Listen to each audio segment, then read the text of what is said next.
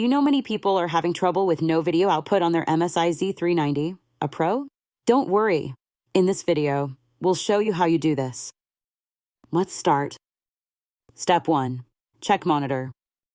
Ensure your monitor is powered on and correctly connected. Check monitor settings to confirm it's on the right input. Step 2. Test memory.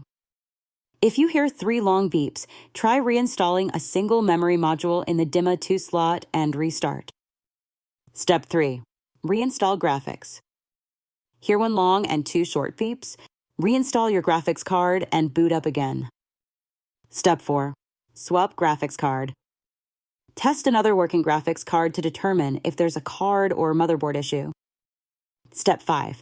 Verify connections. Check that all power connections are secure and make sure the Clear CMOS jumper is set to keep data.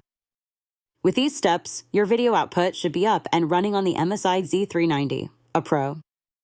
Still need help? Visit our website for the complete manual.